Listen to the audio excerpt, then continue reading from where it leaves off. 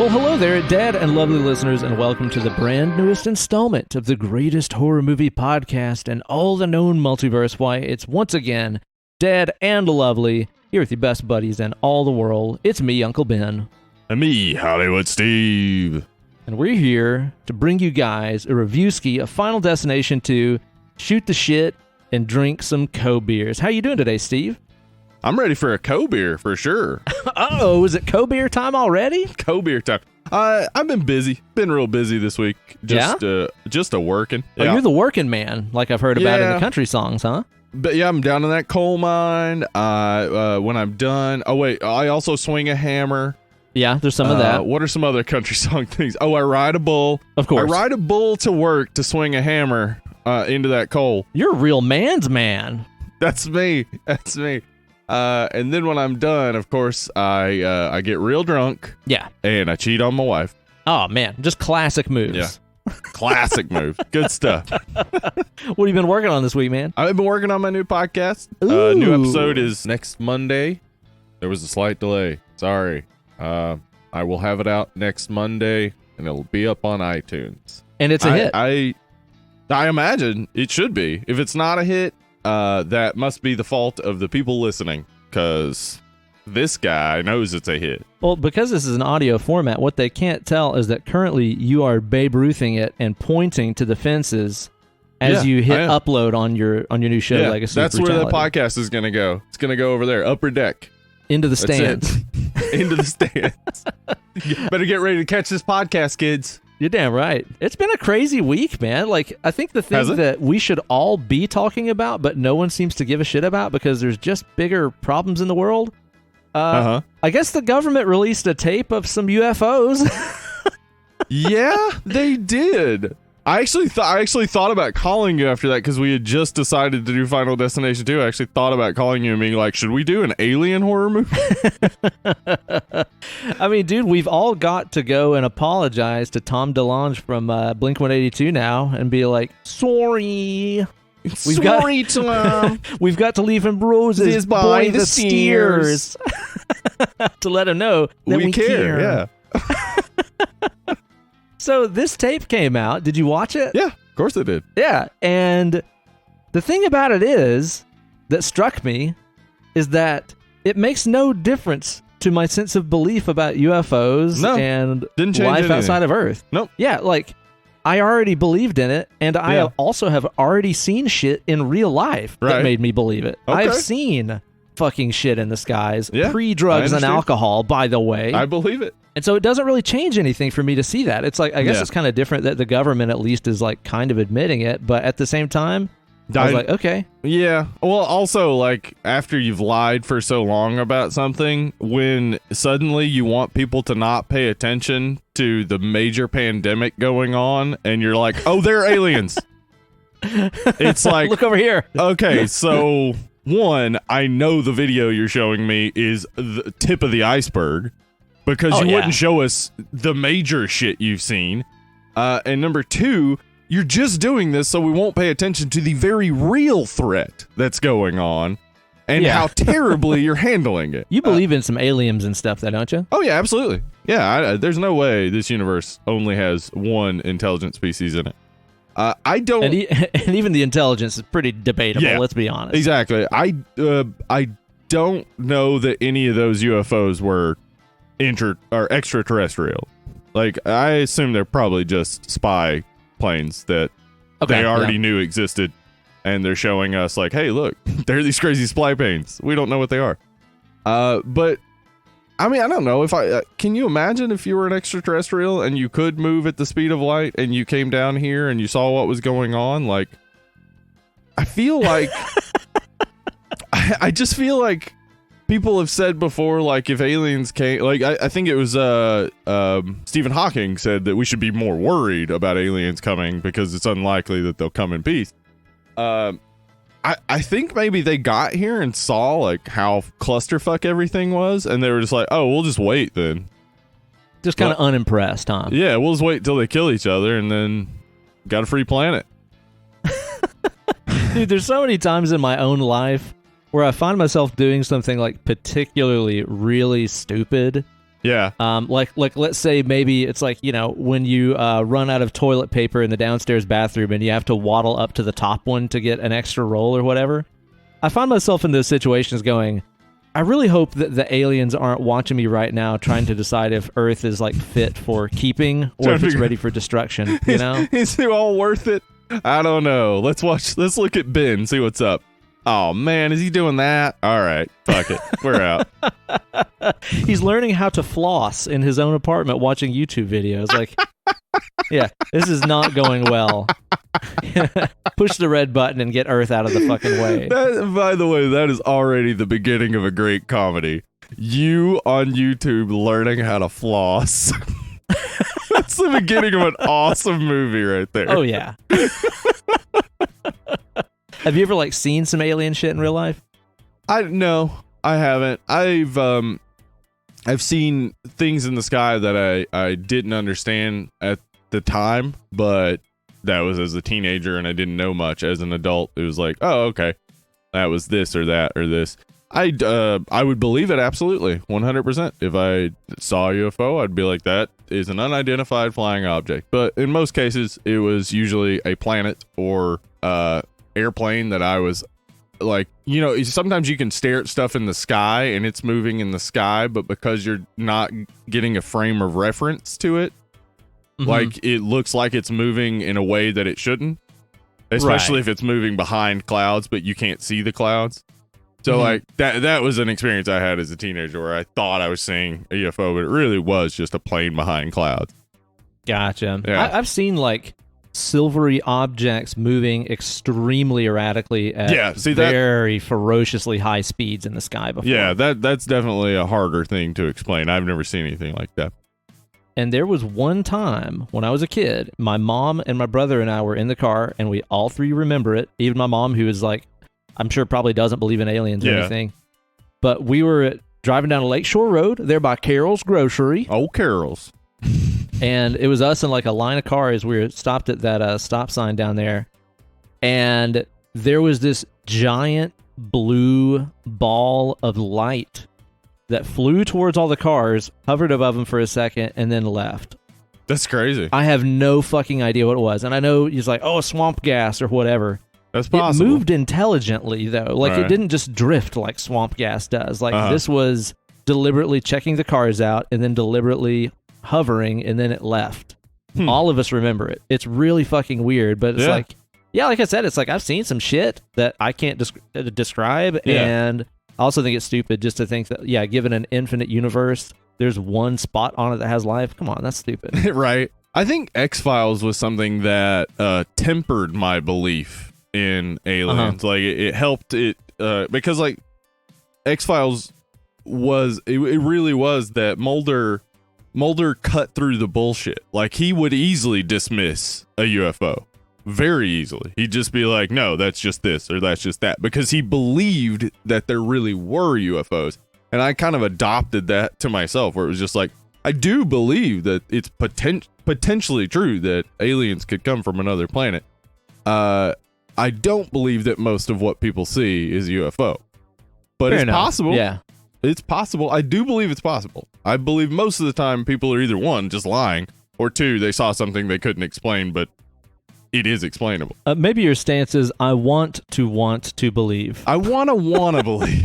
Well, I'll tell you what, Steve, while I've not been watching the skies for aliens this week, I've been checking out a couple of flicks that I really, really enjoyed. What you watched?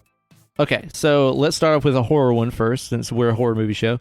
Watched Zombieland 2 the other night. Oh, right. Double tap. I thought it was fun, man. It was totally a good time. Did you see it? Yeah, I saw. I think I talked about it maybe a month ago. I enjoyed it. I thought it was fun. I didn't talk too much about it because you hadn't seen it, but very enjoyable. It has maybe less charm than the first one because it's not new. It's a continuation It's the of the Shrek story. 2 syndrome. Yeah. Right. Yeah. But it's still fun, and I was surprised after 10 years that they were able to just sort of get back into the groove of it. That was good. Yeah. I enjoyed it a lot too, and I like the new characters and stuff, dude. That one girl that plays the total ditz. The way, dude, the way that she enunciates all of her words and just her speech patterns and stuff are so fucking perfect. I've met 100 of that person. I was surprised because in the previews I thought maybe Thomas Middleditch would be in longer because I love Thomas Middleditch, but he was great. Him and Jesse Eisenberg basically making fun of each other. Was awesome. Dude, they were amazing. They were like clones of each other. It was so good, man. Yeah, I really enjoyed it. It was a lot of fun. It's like you said, it's hard to live up to the original when the original was such a fresh, fun kind of premise and stuff. So you have the shock value, I guess the newness is gone, but it was still just a lot of fun. Like if you watch the first one and you're like, I want more of this, that doesn't really here you go. add or subtract much from it. There you go. Yeah, it's more. Yeah, I like that it did. That's exactly what it. Like so many sequels will do is take away from the first one. They'll like undercut it somehow. Like how we said this in the first one. Well, that's not true. Like this one, instead of doing that, it just added in like some more levels, but like really just gave you a second story in this world. Like it's just like, oh, remember these characters? Hey, but enough about Final Destination 2. We're talking about Zombieland 2. Exactly. That's exactly true, by the way. That's a perfect sort of parallel. Is that it's just the same world and here's some more of it. Yeah. We also watched another sequel. We watched Spider-Man Far From Home yesterday. Oh yeah. I fucking loved it. Yeah, I guess. Dude, I was like, why hadn't I watched this before? Right, I guess we're still in spoiler territory, but like I was very surprised by the villain. Like just because they revealed that it was Mysterio in the previews, I was surprised by the way they went with it. Me too. Yeah. I thought it was really cool. And also too, man, like I think that it's really bold that they went the direction that they did. Yeah, I agree. With I'm trying to think of the best way to say this without sounding like a fucking foil hat conspiracy nut. Right. But with the fact that we do have things like large-scale holograms in real life, I mean, you've seen these things where they can put like a blue whale in a gymnasium and shit, right? With holograms. Absolutely. Terrifying. Yeah. And stage fake things that didn't actually happen and turn them into tragic events that makes people into heroes. Yeah. Like just the amount of like fake newsery that's going on there, and also just the amount of buckle up, people, this is going to happen in the future. I'm surprised they put that into a fucking Spider-Man movie. Yeah, but I mean that was always the thing about comics that I loved. It's always weird to hear people say that they don't want their comic book movies to get political, but the thing I always loved about comics is that it was always this sort of like always looking slightly into the future for politics, like what totally. Where would these people with these advanced abilities and technologies, like what would their worries have to be? And then it turns out those worries are very similar to future worries we have as humans. So like, oh yeah, well, it's nothing new for the world of sci-fi to explore the horrors of future tech and like, how could this go badly? a million ways. Yeah, I really, really enjoyed it, man. I thought it was great, and again, that is the best Peter Parker and Spider-Man that we've ever had by a mile. Absolutely. Mm-hmm. Love that Tom Holland. Also enjoyed Late Night. Have you seen this Late Night movie? No, I have not. So we put it on the other night, just kind of thinking it would be like, whatever, easy to ignore background noise kind of movie, or it's like, whatever. It's about Mindy Kaling, who becomes a writer for what's her name? Emma Thompson? Emma Thompson. Yeah, who's a kind of like, she's fixing to go off the air late night host, kind of Leno Letterman-ish. And they decide to spice up her writing and make it more relevant by hiring a female writer. Okay. Dude, it was really good. Like, that premise sounds so not very good. Is it written by Mindy Kaling? Yeah. Do you know? Yeah. She's great. She really is. Totally She's fantastic. Awesome. Uh-huh. But like I said, based on the premise and the previews, I was like, this looks like it'll be whatever. Ended up totally in the zone and just, focusing on the movie the whole time. It was actually really good. Wow. I'll have to check that out. I like it, Mindy Kaling and Emma Thompson, so definitely worth a watch. And I like late night shows. As do I. Well, there we go. There you go, man. What have you been watching this week? Anything good? Really not much of anything except for documentaries about silent horror films.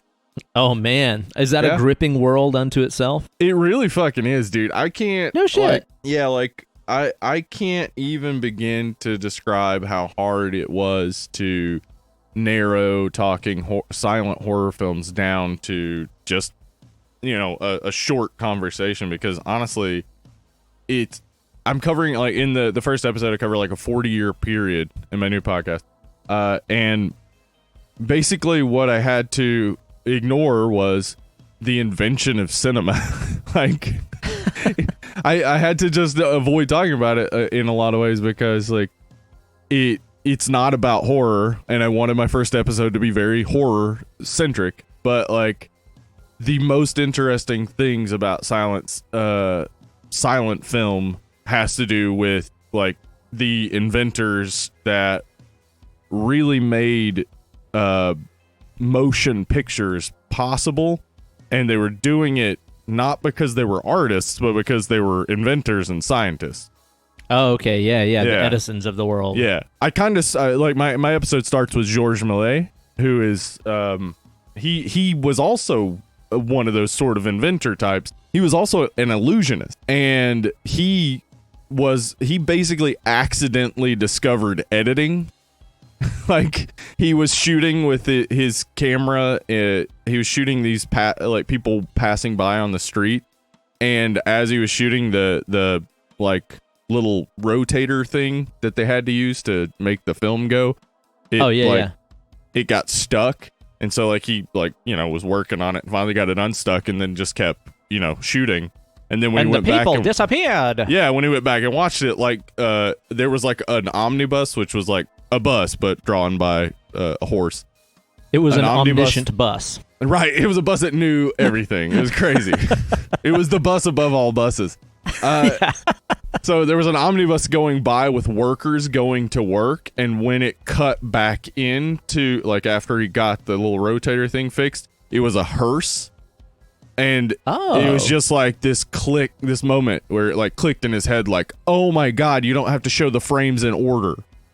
And that's I know, that's like the thing that like blows my mind about silent film, is that it ever came into existence, because the early like evolutions were almost all accidents. Like, it was almost all like, oops. And then the Russians made it a science. Like, I don't talk about this in the episode. I don't remember talking about it. But the Russians, whenever they took down the Tsar in 1917, they wanted to establish like a film industry in Russia, but the new like revolutionary government had like stopped all imports, and so they didn't have film. But they had all these like reels of old film that they went through and watched and dissected, like exactly how all these movies were put together and edited. And like they went through and like tried to figure out the exact perfect amount of time to show particular frames and stuff. So they were doing this like movie science for years without being able to actually shoot film. Word, dude. Yeah. And that's crazy. That's where we eventually get Sergei Eisenstein and like all the other great things that came out of 1920s, 30s Russia, as far as film. there weren't a ton of great things that came out of 1920s and 30s Russia, but film was pretty good. That's awesome, man. That's really cool to know. I didn't know any of that. Yeah. Yeah. So like when I was like researching it, I was like, oh, this is a season in itself for sure. Like I could talk about this forever. But there are some good, if you are looking for something about silent films, if you're in the market, there is this thing on YouTube. It's a YouTube channel called Crash Course.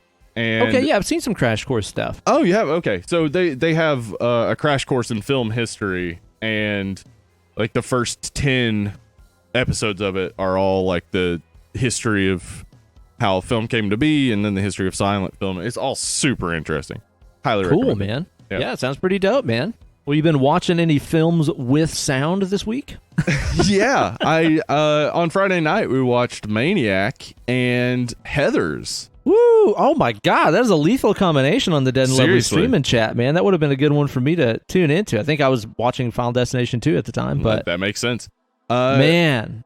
Yeah, it was a good. Joe Bob had Tom Savini on. That nice. Cool little interview. Yeah, it was a cool night, and a whole bunch of people showed up. So fun time for the chat.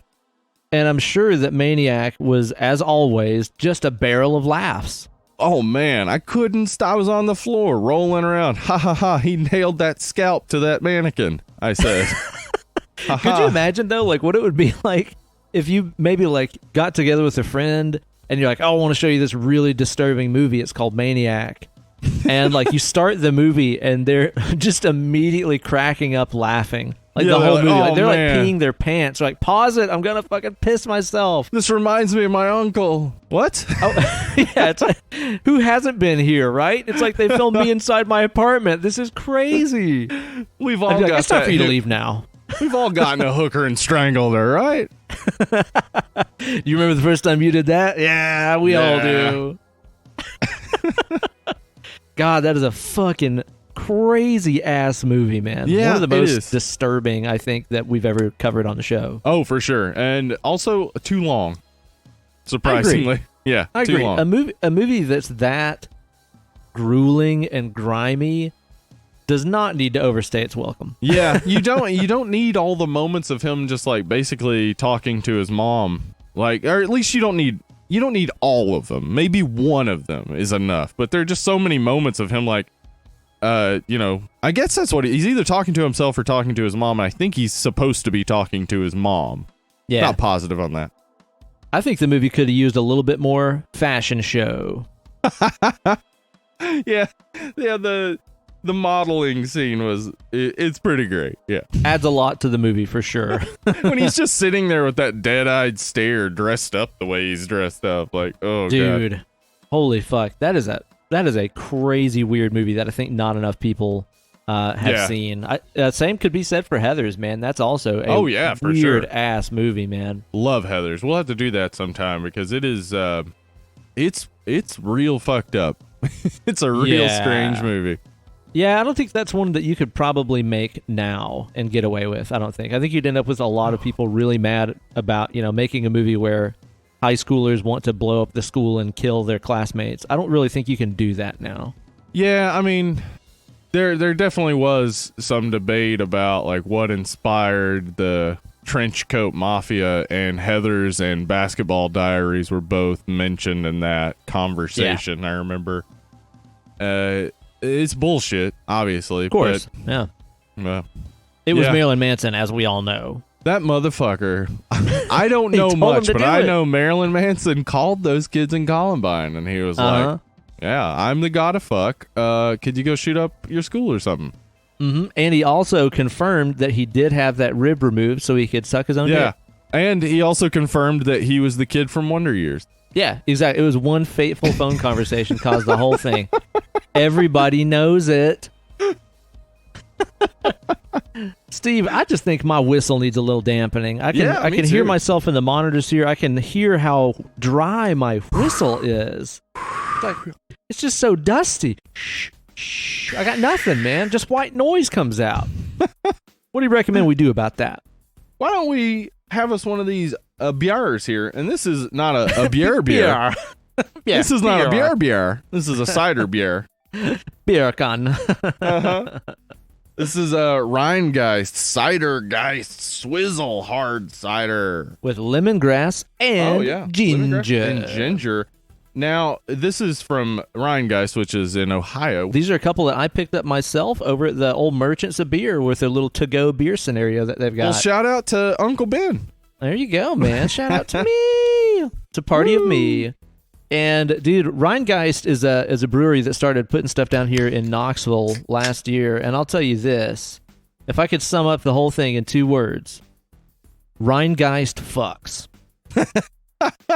That's a fact. Right. Everything that this company makes, I have absolutely loved. They have an IPA called Truth that, actually, you really need to try it. Have you ever had the Truth? No, I haven't. Oh, man. It'll set you free. I'll tell you that. Okay. They've got like an experimental that's available IPA here in the Knoxville area. Yes, it is. Okay. I'll look for it. And their stouts and stuff are also great, too. They have one that's called, like, I think it's like Black Ink Stout or something like that. Ooh. Really, really good. Now, we don't do a lot of ciders here on the show. No. Because they're usually just a little bit too sweet and sugary, and we're sweet enough as it is. That's true. But my wife had one of these the other night, and I was like, okay, I could actually drink this cider. This one, though, it says it only has 13 grams of carbs, which is about a third of the amount of carbs you get in, what do you call it? What's that famous cider? Like an Angry Orchard or something like that. Angry Orchard. There you go. That's it. Yeah, so it shouldn't be overly sweet. It's definitely a bit drier. I just had a little sip myself here, and I'll tell you what, the ginger on the aftertaste you can really get out of it too, and complements the crispness of the apple very nicely. Ooh. The lemongrass too, you really get on the aftertaste more than right up front, but pretty fucking good, right? Yeah, it's real light. Like it's not too sugary. It's despite the fact it's not like overly bubbly, it's very effervescent. Yeah, like, definitely. Really refreshing. Did you find it as refreshing as your new obsession, which is also my new obsession, which is that Hoplark hop tea that I hooked you up with? Oh my god, dude, that is so good. We talked about this a couple of episodes ago, and I hadn't tried it, but now that I have tried it, you got to get out there and get you some of that hop tea, especially if you're a tea fan or a hop fan. Oh yeah, because it is just a hoppy, bubbly, funky tea, man. It's so good. Great. And get this, so I was ordering it online because they're out of Colorado, which is fine and stuff. But I just found over at the Three Rivers Food Market Co-op thing downtown. They carry them there, and they carry them at a lot of Whole Foods and stuff too. Okay, awesome. So yesterday I got the other ones that I hadn't tried. I tried the really hoppy one, but I also got the chamomile one and the green tea one. Okay. I had the chamomile one yesterday. I usually don't like chamomile tea. How'd you feel about it? This was really good, actually. All right. It was awesome. Yeah, the hoppiness and stuff really kind of went well with the earthy floral taste of the chamomile. And it doesn't have caffeine, so I can have it after 7 p.m. Oh, well, that's sweet. Oh, yeah. You got that old man thing where you can't have caffeine after a certain period. Fuck no, dude. While we were there getting some groceries the other day, I also got a cold brew by some company because I wanted to try, just some different cold brews and stuff out. Yeah. I hate the Starbucks one. It's disgusting. Oh, yeah, it's disgusting. It's gross. Yeah, I also don't really like the Stumptown one for some reason. I'm not a fan either. There are a lot of really bad cold brews that I am pretty positive are just cold coffee. Yeah, like they're exactly. not actually cold brew because they're too bitter. Like cold brew does not taste that bitter. Right. The one that I got, I wish I could remember the brand name. I'll have to take a picture of it and send it to you. Holy shit! I had like half of it this morning. It was just in a little carton, maybe like 8 or 10 ounce carton, right? But I looked on the label after I bought it, and it was like contains 300 milligrams caffeine. Jesus.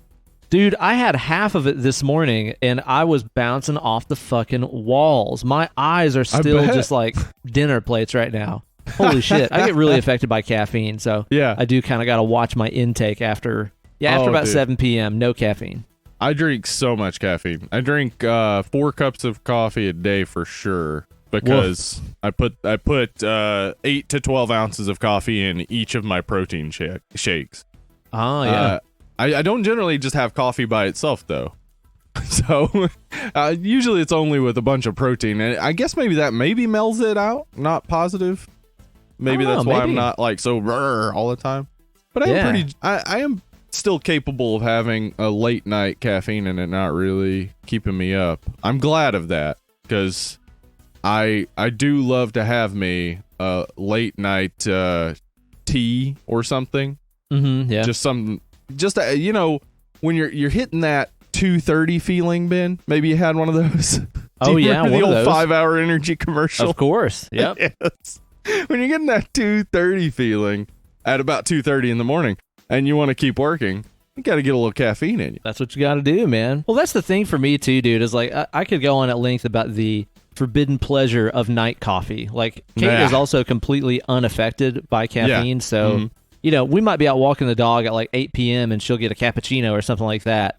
And nothing pleases me more than drinking coffee after dark. It's like it just makes it taste sweeter and better, but I can seriously just have a few sips. Or else, actually, you know what? I'll tell you what my strategy is. A lot of people late night, they like to have themselves a drink just to take the edge off, right? Right. I like to have myself a cup of coffee just to put the edge back on. Yeah. Day's been too easy. Fucking get that edge back. Time to sleep like shit and be angry tomorrow. You know what I like to do? Just smoke some fucking meth. That'll do it. Yeah. That'll grab you by the horns. I get to that edge razor sharp back on there.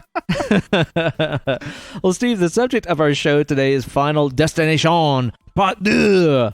Destination Boogaloo from 2003, which of course is about a bunch of people narrowly and sometimes not successfully escaping The icy claws of death. That's right. Can't get away from death.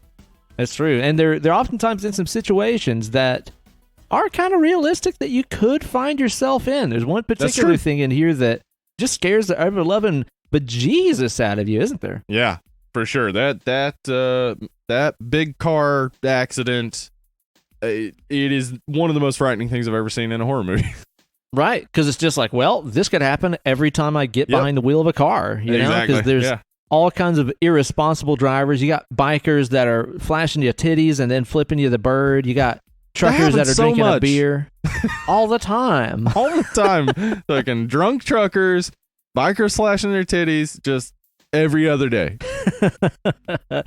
And it kind of got us thinking about other real-life situations that we've seen in horror movies that just are chilling and really scary. So I say before we get into the movie review, how about we just take a little detour here into the Preview Palace? Welcome to the Preview Palace. That sounds scared. I'm scared. Scares. And let's take a minute here and talk about some horror movies with situations that you could counter in real life that really do just give us the shivers. I'm scared. And there may be like a million horror movies with killers in them, right? Sure. And a lot of times they're a supernatural, over-the-top being like a Freddy Krueger or something like that. But sometimes they're a more subtle, deadly, and realistic killer in a situation that could definitely happen to anybody, like let's say in The Strangers. Yeah, The Strangers or Funny Games, they're similar premises of home invasion and murder by people you don't know. And this happens. All the time. Oh my gosh, dude. It's that's the thing that makes those so effective. It's less likely you'll get killed by a stranger than somebody you know, but it happens, and it happens too regularly to completely be immune when you watch a movie like this from feeling that fear. Do you think that they should make a sequel to The Strangers called The People You Know? Yes. I do. And and it's just like we have no connection to the strangers the whole time. It's just these people at a dinner party, and then everybody gets killed, and then there are 3 people left, and then they put on masks, and it's like, oh, it's them. It's the people you know. Yeah. Why are they putting on masks so they don't have to hide their identities from each other? Now we don't know them. Who are they? They're strangers. It's a prequel. What do you think about a Funny Games? Is that one you ever want to do on the show? Yeah, Funny Games is definitely one to do on the show. Both the original and the remake, though. Honestly, they're exactly the same. I think if we do it, we'll just do both. Maybe one of us watches one, the other one watches the other. Yeah, but they're both great. I really enjoy the way that plays out because it plays out so much more awkwardly. Like the exact way I would think a real home invasion probably does play out. I assume it's awkward. And the awkwardness in Funny Games is just so realistic that it again puts you in that mindset of, so what would happen if 2 people just walked into my house? What would it be? And that's it. Oh yeah, it's definitely a good one, man. We need to do all of those on the show sometime, especially The Strangers. That movie, I think I've only seen once because it scared the shit out of my wife so bad. It's very we never frightening. Really watch it, you know. Yeah, it actually is very terrifying, man. And of course, there's all kinds of other ones with like hardcore killers and stuff in situations you could easily end up in. We just did Silence of the Lambs recently, and we were commenting on how there's really nothing in that movie that's implausible. No, yeah, Buffalo Bill, like all of those killers are pretty plausible characters, and it's not impossible. It's unlikely you'd have time to cut off somebody's face and wear it as your own, but we'll let that stretch. Well, if you practice enough, maybe you could get it down. That's true. He's had a lot of practice. We do know that. I think like movies like Silence of the Lambs or say Psycho, which is based off a true story and plays out very much in a way that you could see it play out. I think that's one of the things about these types of movies that we're talking about, where it's about murder, that automatically connects to people because they've read stories about murder. Like they've read that this happened to somebody, and then they see it kind of playing out in a very realistic fashion, and it's it really can dig into your subconscious and stick with you. Oh yeah, and that's the same reason why like Seven is so scary and effective, is because you watch it and you go, I think Kevin Spacey could kill a lot of people. Yeah, I do think that actually. Yeah, especially after he talked about like, do you remember like it was a little bit after he was accused of molesting a young boy, that first he came out and said he was gay, like that was gonna fix it. Like good deflection, dude. Right, yeah, like okay, you're gay, but this kid's 14, so that's a problem. And then he like made that video or whatever where he was doing his like president character from House of Cards, which is sinister. And he was like talking about how he was going to get revenge or something. Did you see this? Fuck no. It was the most serial killer thing I've ever seen. And it was just Kevin Spacey being Kevin Spacey. Holy shit, man. God, dude, I forgot though about the whole thing where he was like, yeah, I molested a kid. I'm gay. I'm a child molester like all gay people are, right? It's like, dude. Yeah. Like, how is that going to work out for you? Way to throw the entire community under the bus, you moron. Yeah. Asshole.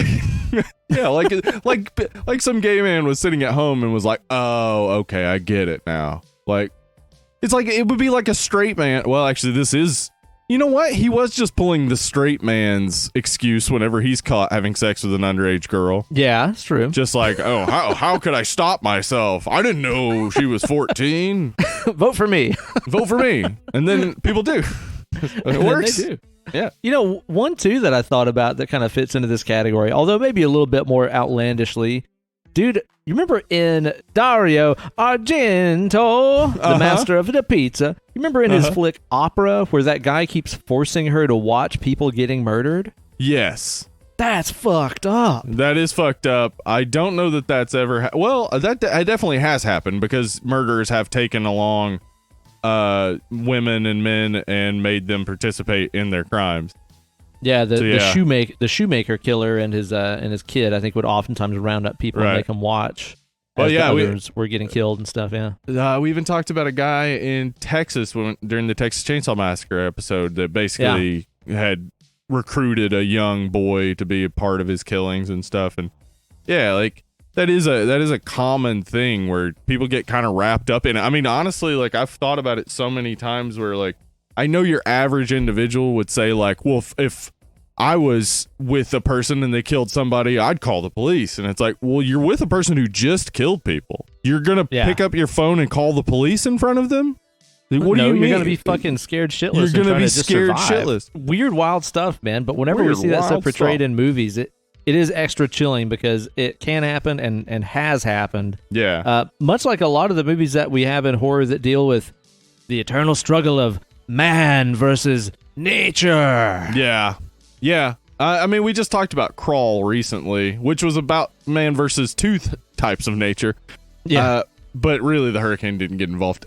But as I said, in that alligators unlikely to strike. It's also true that sharks are unlikely to strike. But Jaws still nails the fear that we have of sharks. Yeah, the fear of the unknown depths. Yeah. And there are sharks that have killed humans, and in fact, that's based off of a true story of a shark killing humans in New Jersey. So it is all plausible, and the way Spielberg shows it is what makes it feel so real. Oh yeah, absolutely. Like, so, man. So much just like not seeing. So much just the fin. So much just the musical cue, so you know it's there, but you're not sure where. Like. It really plays on the real fear we have of sharks, which is they're gigantic killing machines that we can't see, and we're in their element. We're in their element. That's the thing that makes it so scary to me, man. And that's one of those things that always has freaked me out, is the idea of being stranded in the ocean or being in that other creature's habitat where I am absolutely powerless, just as powerless as a shark would be if you threw him up on land. That's about how effective I am when I get in a pool. Yeah, you put a shark on land, I could beat its ass. Oh yeah, Bring no it, shark. contest. My turf first. First we fight on my turf. Yeah, round 2 will be in then yours. We'll go to the water. Yeah. But I've never seen the movie Open Water, but it's one of those that I think I've put off because I'm like so mortified of that happening. Yeah, Open Water, I recommend. I also would say that it will play on every single one of those fears because it, like, just the concept of being out in open water without any sharks involved is frightening. Oh, yeah, because you're just going to get worn out from swimming and eventually drown. You're going to drown. There's no land in sight. Even if there was land in sight, it's not positive you're going to make it to it. Oh, yeah. And to me, too, the thing that would absolutely terrify me, other than just all of those factors, too, is like, you know, you find yourself in open water, you don't know where land is in any direction, and you just have to start swimming in a direction. The option paralysis that I would be in, of just being like, do I go north, south, east, or west? Just guessing which is which. Where do I go? Yeah. Holy shit, man. I would have a heart attack just trying to decide. Yeah, I would. God, no, I just don't want to be in that situation at all. Honestly, like, the sharks are the least of my worries in that moment. Oh, yeah. Yeah, definitely so, man. You just feel like, a shark eats me? Cool. I don't have to keep doing this. Great. Yeah. And of course, we also have, you know, movies that are kind of on the fringe of horror, movies like Twister and stuff like that deal with natural disaster. I don't think they ever get looked at very much as horror movies. They're almost always action movies, but like it's crazy to me that we don't think of natural disasters in regards to horror. I mean, Crawl is one that uses a hurricane, but there are no real instances of a purely horror movie that I can think of where a natural disaster is the enemy. The Sharknado. Sharknado. Okay, very realistic. Right. Yep, natural disaster as well. It's right but there, I mean, dude. yeah, movies like Twister, for sure, like really try to capture what it's like to be in the midst of this event you can't possibly escape once it's on you. Yeah, and pairing that with an excellent soundtrack featuring Van Halen, the Goo Goo Dolls, and the Red Hot Chili Peppers. That really does add to it. Humans being, so good. And, you know, I think one of the other situations that we see in horror flicks that freaks me out because it could happen in real life is anytime that there is a non-turbo supernatural cult situation involved. Like, let's even take something like, what's that movie that was based on, like, Jonestown? Yeah, The Sacrament and stuff like that. Yeah. Like, that's utterly terrifying. Or, you know, even though The House of the Devil kind of takes a supernatural twist of sorts, like, even just the idea that you could accidentally be a sacrificial lamb for a satanic cult and not know it. Well, holy but that shit freaks me out. I mean, a satanic cult, those don't really exist. Human sacrificing satanic cult, do they? I mean, do they? But do they? I don't think so. Other than some rogue Satanists, like that guy who killed the guy who stole drugs from him and made him say he loved Satan or whatever. Yeah. Yeah. So that's definitely happened. Human sacrifices have occurred. Well, you could even take the heat off of just the Satanists and stuff and look at a movie like Kevin Smith's Red State. Yeah, exactly. Yeah, that's what I was thinking is like the religions that do end up actually killing people tend to be Christian. They've killed a lot of people through history. Yeah. That's a fact. Yeah. Because, I mean, that's Jonestown as well. I mean, let's not put it on the Satanists. They've done nothing wrong. Do as thou wilt and do no harm and all that other stuff. Yeah. Yeah, but yeah, that's a huge fear because, like, I mean, we've both been religious in the past. Yeah. And we know how that mindset works. And we also know how uninformed it is and how easily persuaded it is. Yeah. Well, the thing that makes it the scariest to me, I mean, is not really even the fear of human sacrifice or whatever. It's how scary indoctrination is to me. It's scary how malleable people's minds are and how people can be manipulated by one person to do things that they know are against their will, against their morality, whatever, and do it in their name. Like, to me, that's the scariest thing about cults, which, like I said, is that. Which is like the Bill Paxton, Matthew McConaughey movie. What was it that we did where he...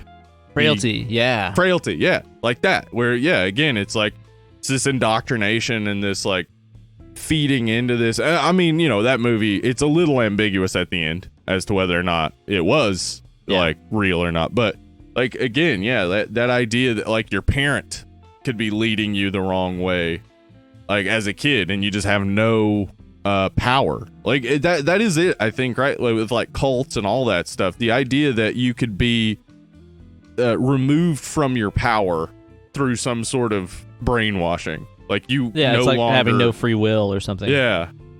It's real frightening. Very scary to me. Yeah.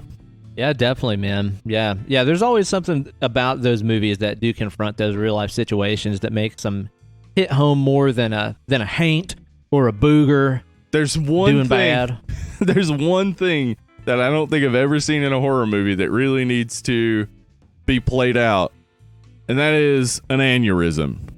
Ben, oh Lord, man, aneurysms are scary.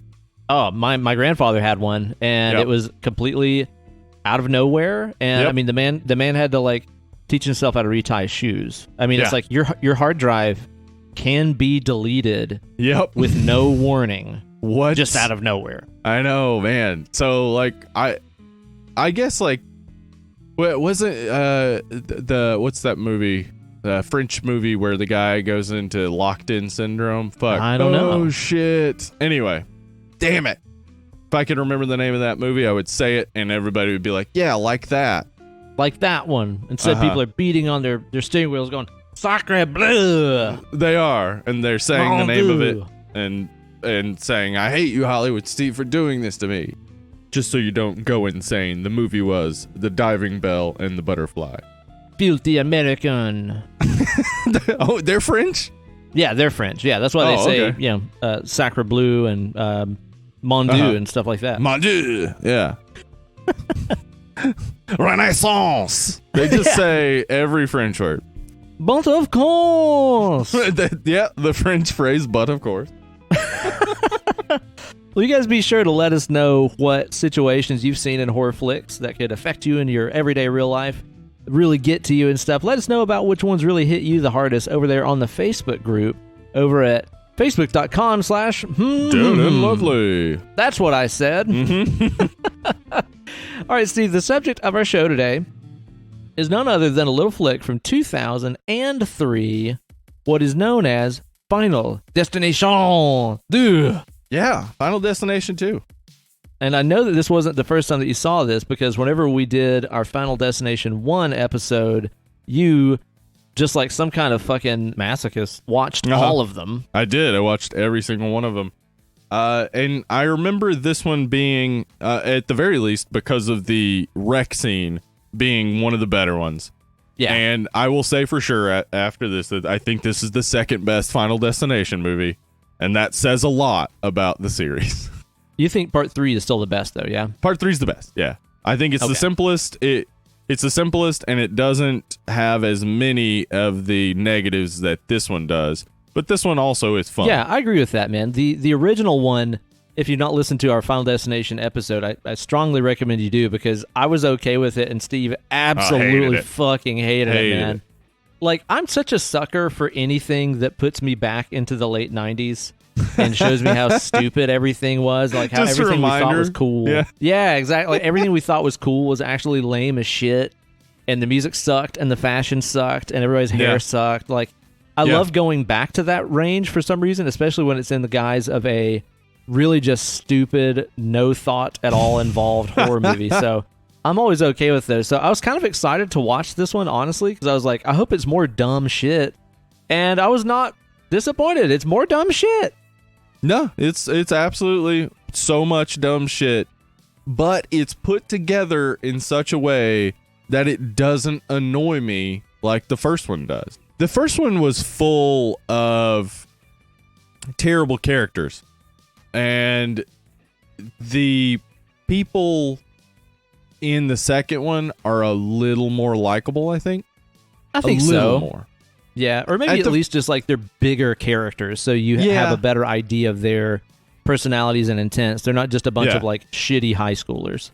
Yeah, I think in the first one, maybe Devon Sawa is like the only real charming part about it, whereas in this one, there are more characters you can connect to. There's still asshole characters, just like in the first one, that you don't mind dying. In fact, one of them dies first, so it's not really as hard to watch for me. Punishing. Yeah. Like, I'm hanging out with this dickhead for like 2 hours. Yeah, and I wish, why hasn't he died yet? Like, yeah. Yeah, so I think that this one was able to, one, cut through a lot of the bullshit, but it also still has a ton of the bullshit. Like, the movie is basically every other character gets an opportunity to decide what's going on, and then everybody just goes, oh, okay. And then they like just go along with that until it proves to be false. And then somebody else goes, what if it's this? And then everybody's like, oh, okay, probably that then. And then they do that, and then it doesn't work. And then somebody else is like, oh, okay, I get it though. It's probably this. And it's never... Oui, monsieur. It is so much like how the humans are with their religions, trying to figure out where we are in this black hole of existence and where we are going. Death down and tell death who he is. How like life it is, mon ami. Yeah.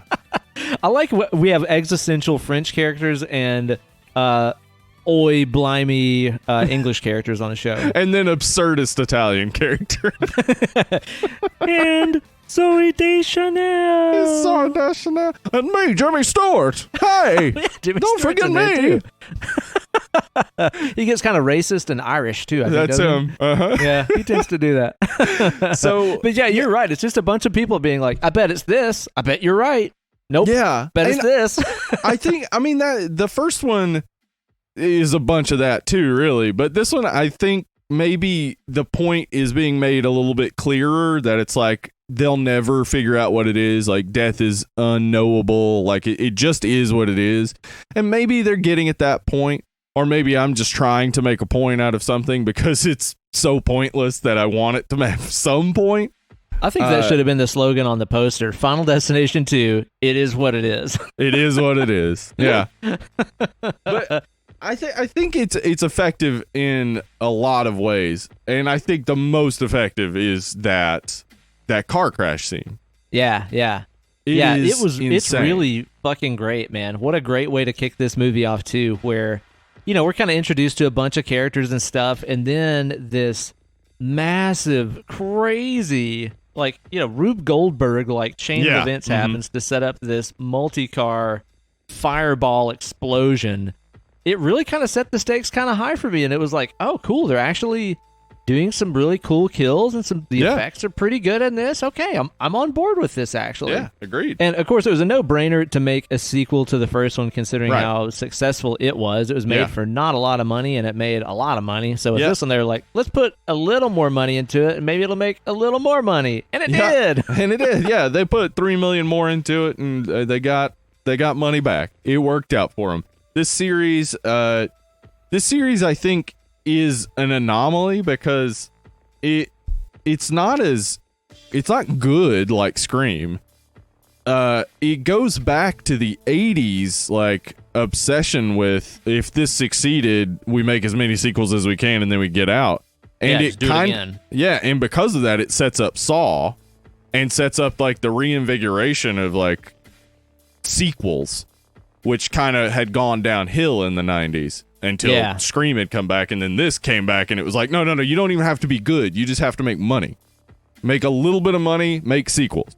And the crazy thing is, too, is it also showed, unlike Scream or whatever, it's like you don't even need a new horror icon with a distinctive look like Ghostface Killer or whatever. It's like just...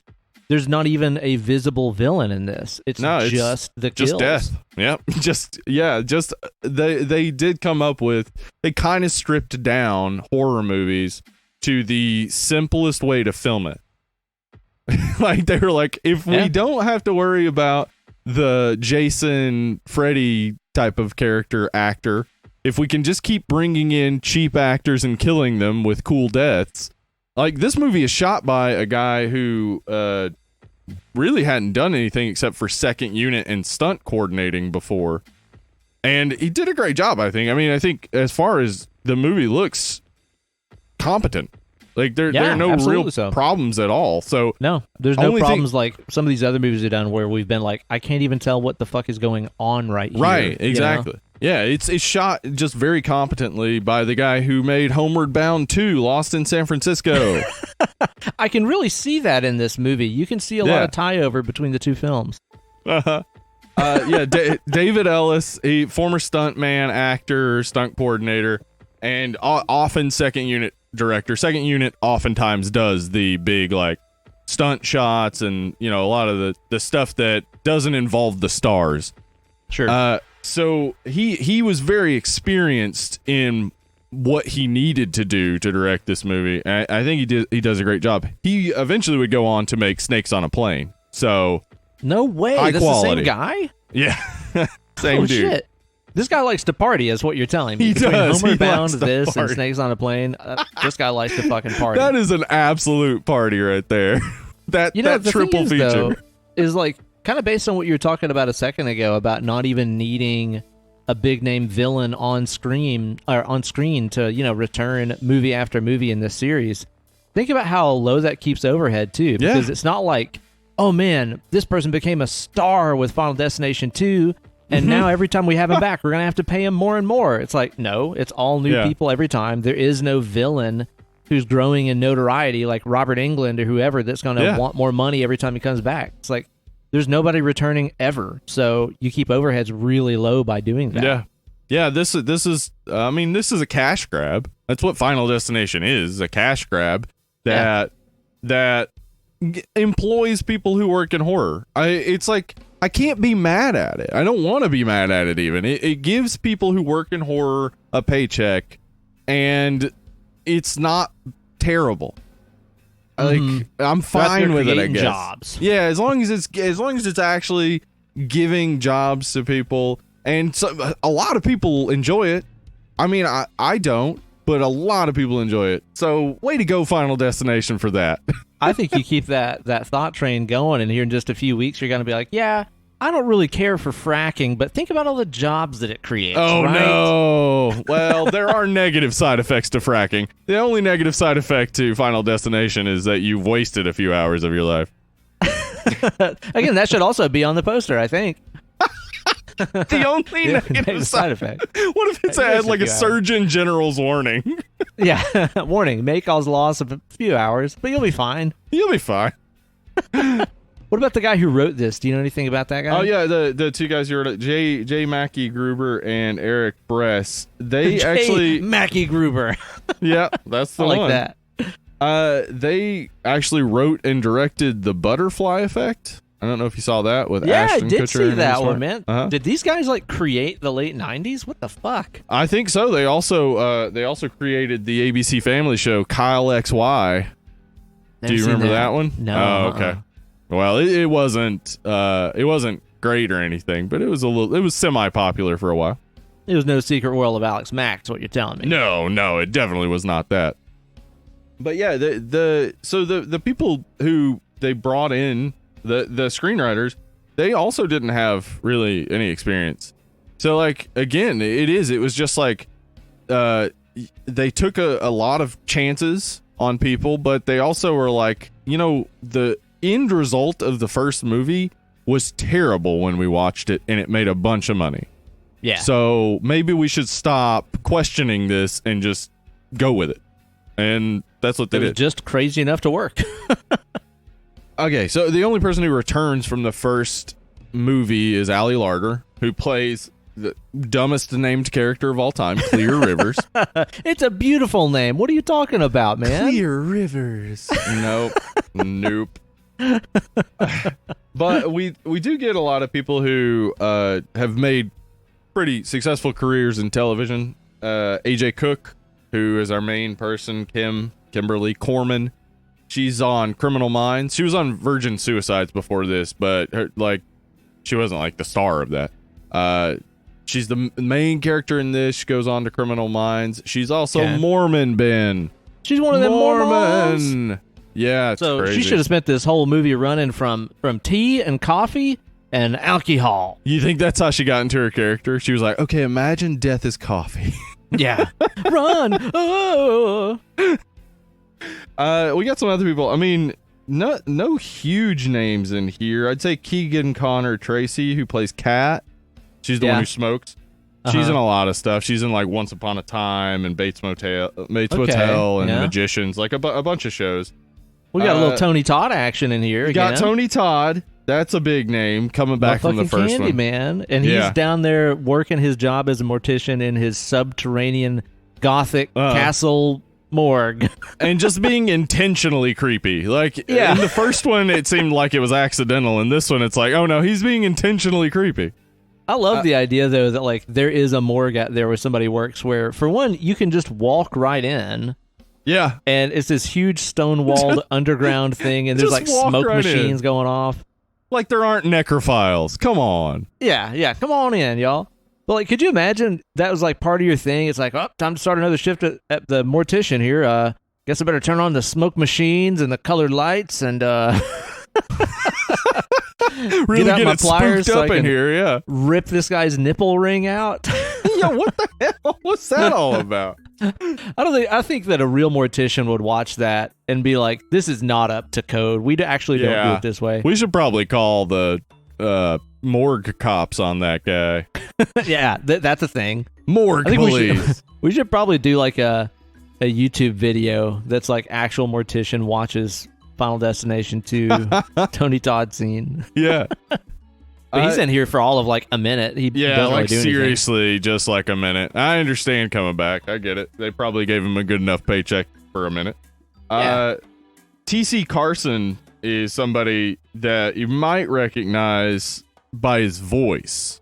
T.C. Carson plays Eugene Dix. He's also the voice of Kratos in God of War. No fucking way. Yeah.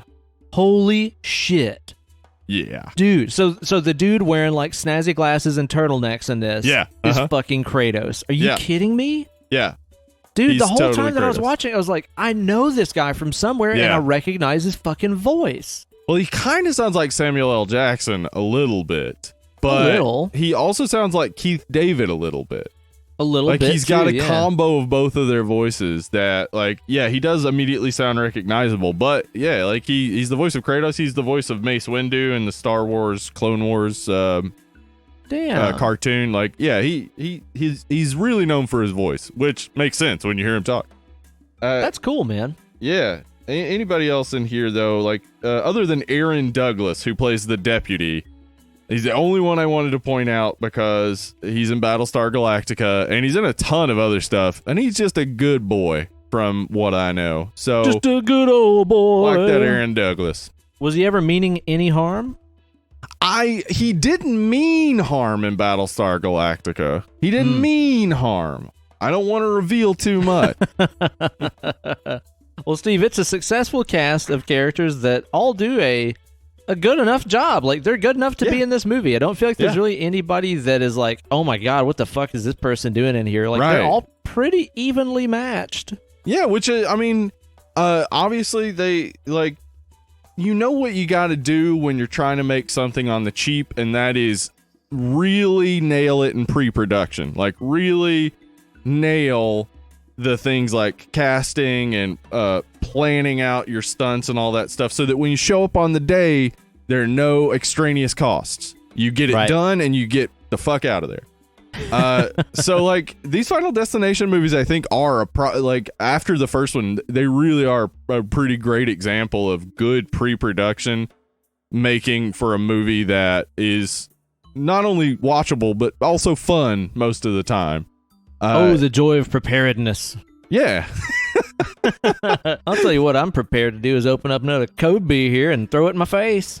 Hell yeah. Let's do that. Let's do that. Why don't we do that, man? Throw a Kobe beer in my face.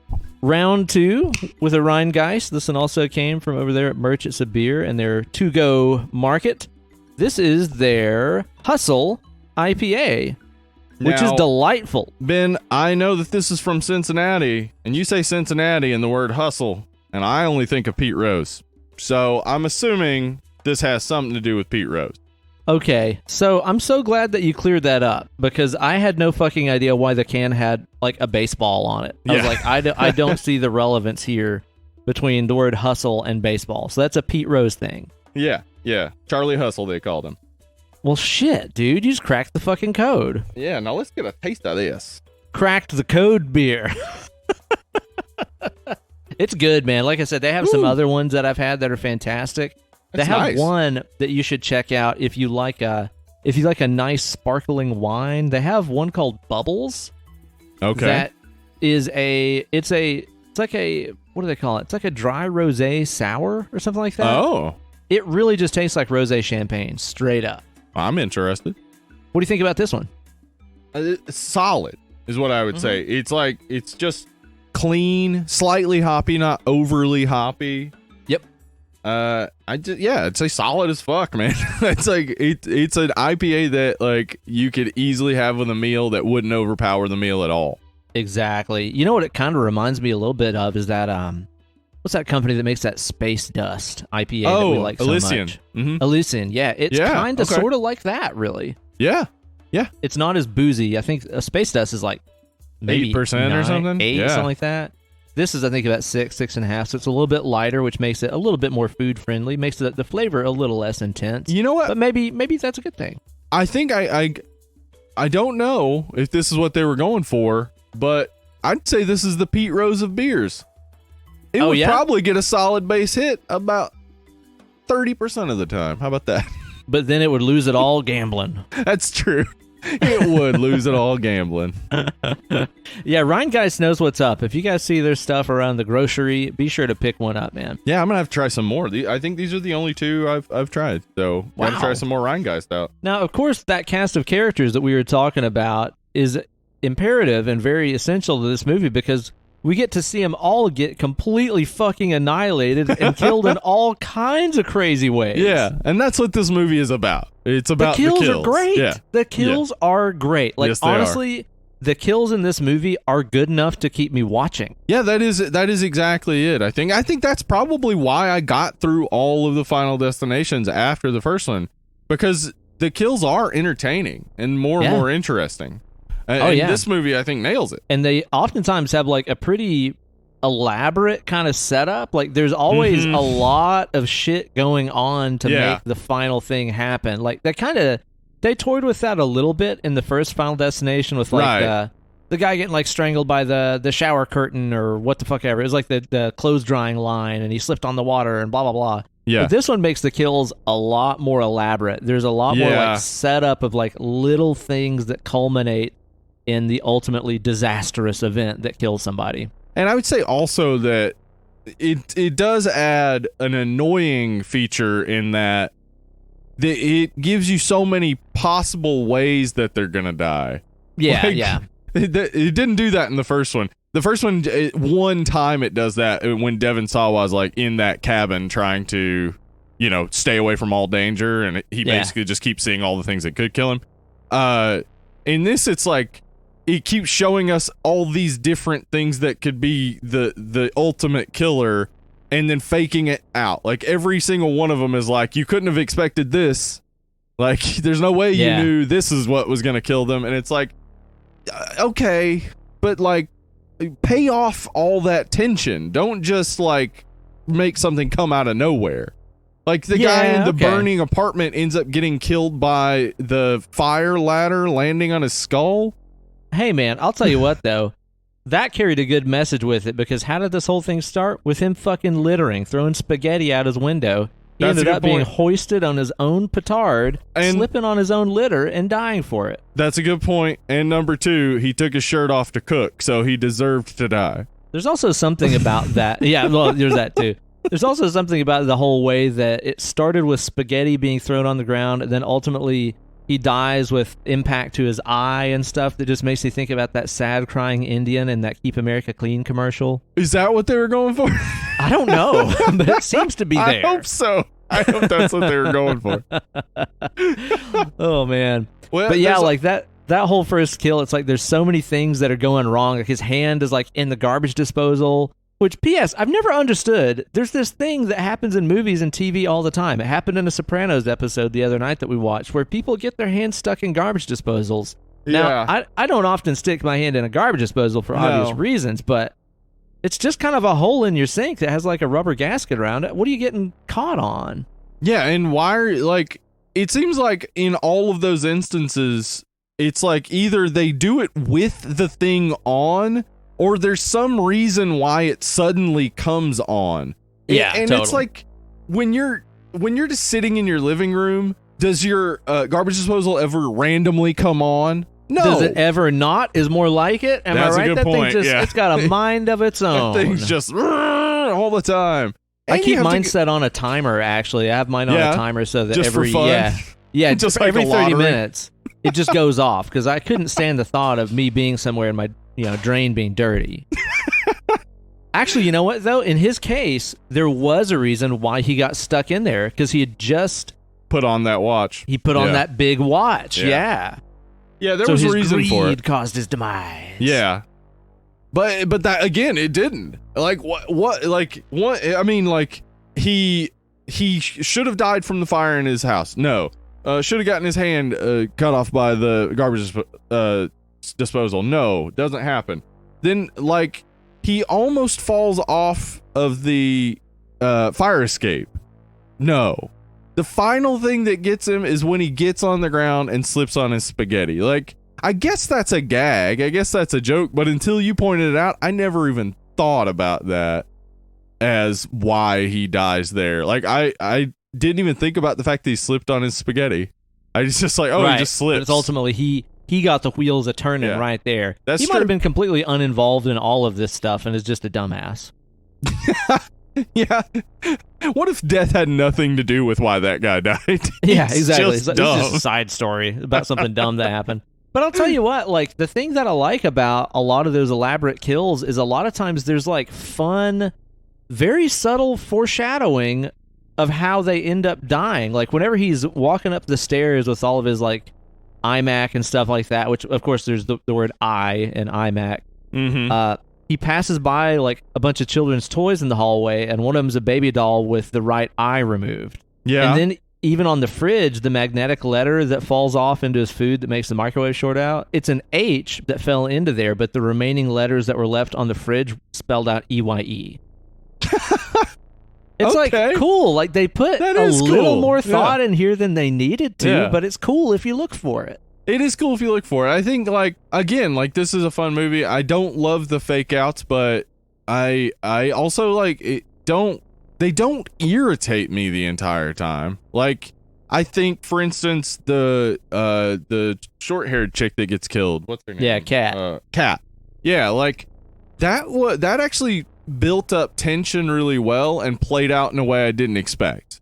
Like, yeah, I liked that too. Yeah. That was a fun one, man. Like, I like the fake outs. I kind of like that. Yeah, I'm kind of sitting there, kind of getting pinballed like, around with these characters. They're gonna get killed. How's it gonna happen? Yeah, I guess that's and also too, like, good point. How long can this go on? Like, how many other things can happen before this person dies? Like, how's it gonna happen? That kind of suspense. I mean, keeps me going. It's real smart. I mean, because obviously, like, David Ellis said that when they were coming in to make a sequel, basically he just watched the first one and looked for what worked. And then just did that. And I think that is what this is. This is a distillation of what worked in the first one and then just going with only that. Like, only do the stuff that worked. So, that people are going to die. So, play it up a little bit. Ham it up. Have a few different... I think that's... Yeah, you're right. It actually isn't... It was annoying to me watching it, but it actually is... It works, and it's good. Right. You know what, though? The more that I think about it... Because I was just thinking about the way that Kat dies, too, right? Uh-huh. There might be some stuff going on here we haven't really factored in where a lot of these people are ultimately responsible for their own demise. Because, like, Kat, she's sitting there with that, like, big, piece of lumber across her lap. The guys come by with the jaws of life or whatever, and she's like, can you turn it down? It's really freaking me out. Yeah. Like, kind of being a bitch about it to these guys that are trying to, like, save her life, Right. And the guy's like, oh, yeah, I'll put it on quiet mode. And then he just really, like, manhandles the machine, and that's what causes the airbag to go off and, like, impale her head. Uh-huh. Probably if she'd have been nice to him, that wouldn't have happened. Right. True. And then if you think about it, like, whenever the kid comes out of the dentist, Which, P.S., was that whole dentist scene not like something out of Finding Nemo? He's in the dentist. Yes. There's an aquarium. There's birds coming at the glass. That reminded me so much of Finding Nemo, and I didn't even... Because I was like, why is this so familiar? Until you just said Finding Nemo. Yeah. And it's like, oh, fuck, yeah, this is exactly Finding Nemo. That. But, like, whenever that kid comes out of the dentist office with his mom, it's like by that point he had already escaped death. He had the thing from the... What are those things called? The spinny things that float above you. Mobile. Mobile, thank you. Yeah. The thing from the mobile, like, fall in his mouth while he's, like, knocked out, like, paralyzed. Which, by the way, that fucking terrifying to me. Yeah. Yes. That, like, because not being able to breathe is, like, the frightening thing to me about dying. Yeah. And also being physically powerless to pull this thing out of your mouth. Yeah. It reminded me very much of sleep paralysis, and it fucked with me a lot. And like the dentist part of it, like like they were able to like really tap into a few different fears there. Yeah. But none of them end up killing him. That's true. Yeah, it's not like going to the dentist killed him or whatever. No. Yeah. That's true. It was being an asshole kid. That's what I'm saying. That's the thing that gets me about it, is ultimately at the end, the thing that gets him killed is because he comes out of the office and just totally uncharacteristically, considering how he acts the rest of the movie, is just like, birds! It just like runs at this huge group of pigeons like he's fucking like Lenny from Of Mice and Men. Yeah. And that's what gets him killed, because he's right. Well, the pigeons disrupt the construction guy who drops that big plate glass thing on him, which just annihilates him. And dude, I know that kill is completely implausible, and that a sheet of glass falling on you would not fucking make you explode like a water balloon. But god damn it, it makes me so happy. I had to go back and watch it like 3 times. It does look really cool, and it plays... I mean, it's not... I mean, all of the blood and explosion are over the top for sure. But the way that his body bends looks really right. It looks the way it would happen. So it's like believable, but then like out, over the top. But are all these people just killing themselves? Like, are they all responsible for their own deaths? Oh, let's see. I mean, I'm thinking about it more, and I'm like, maybe these people are just killing themselves. That kid's mom gets killed because she gets her head stuck in the elevator. Yeah, I was trying to piece that one together. Yeah. That one, but that is kind of her fault, because they did tell her she was next. Like, they were like, hey, stay here so you're safe, and then she doesn't. Right. Well, again, it's like she kind of did it. Yeah. Plus, I absolutely love the absolute stupidity of the fact that she got in the elevator with this guy with a basket full of hook hands. Yep. A literal hand basket. Yep. Yep. A basket full of hook hands. Just... What was he? Where was he going? What was he doing? In an apartment building. Yeah, there's another movie about this guy who is an absolute sociopath serial killer that kills amputees only and collects their hook hands as trophies. Like, what the fuck movie is that guy from? I want to see that one. Yeah, I agree. He's like somebody that would hang out with Maniac. Who? Let's see. Oh crap! What's his name? Eugene. What happens to him? How did he get killed? He gets shot? Well, he was on that ventilator thing. Yeah, but like, quit how working, did but came end back. up Did on he the survive? ventilator? Oh, they had the car wreck. Yeah, he was in the car wreck. Yeah. It wasn't really all that clear what happened to him. Did he survive? I think he does, doesn't he? I think he did. Yeah, because the ventilator came back on and stuff. So I don't remember him dying. Okay, so the drug addict, he gets killed by the barbed wire, which is the only bad looking kill in the movie, in my opinion. Yeah, it look. I mean, because a ton of this is CG. It's actually, despite the fact that it still looks good from 2003, which is surprising, a ton of it is CG. Dude, I'll tell you, like, that was one of the first things that I have in my notes. Like, after I saw that big crash and kept seeing more and more of the kills in the movie, the CG and stuff is way better than I was expecting for 2003. Yeah. I mean, there's movies that came out like a year or two ago with CG that doesn't look as convincing as this. I think they tried to do the smart thing, which was go minimal with it and show it quickly. Yeah. Like, but yeah, I mean, like, The logs when they're bouncing off the road, those are CG. It looks good though. They look good, man. Yeah. Like I don't know if like the whole movie has some kind of maybe some sort of, filter over it that makes everything else look slightly unreal so that the fake stuff looks realer. Like maybe they really dialed in the lighting and the color and stuff like that to make those things look like they were real. Yeah. So that's surprising coming from 2003 for sure. Extremely, especially considering this is just, part 2 of a kind of B-list horror franchise. They kind of put more work into it than they needed to. The first one? But yeah. But really, like, I was never all that pulled out, except for the one barbed wire kill where I was like, okay, that's obviously extremely fake. And they could have done that in a way that was, like, he didn't have to get cut into 3 parts. You know what I mean? He could just cut him in half, snapped off or something. Yeah. But that was a little over the top. But all the rest of it, man, I was on board. I was like, okay, that looks fucking great. Yeah, I agree. I think this movie, it really is surprising to me because that there aren't any huge names in this. I mean, Tony Todd and Ali Larter from the first one, I wouldn't say they're huge names. They're known. Everybody else is kind of just a character actor, and everybody really nails their parts. The dialogue never gets too ridiculous. No. Though, I mean, what they're saying most of the time is like, it's like basically just to set up the next kill. Like every theory they have seems to be just to set up the next kill. Totally. And everybody just immediately goes, like, nobody ever, like, if they ask a question, it's like, okay, what should we do? It's never like, why do you think that? Or what possibly would make you believe that's the case? Like, yeah, keep going. More details, please. Yeah, I need to know more about this thing that you're just coming up with out of the crack of your ass. Thanks. I'm telling you, this actually might be some kind of super deep existential movie about man coming to grips with death. It really could be. It could be. Hey, who knows, man? Who knows? Well, and also, too, that kind of ties in nicely with our ideas about the fact that a lot of these people are accidentally killing themselves most of the time, where it's just like, you think you can figure out the logic of death, and you think that death is this external force and stuff, and it's like, no, usually it's just you. Yeah. I mean, there's something very existential about it.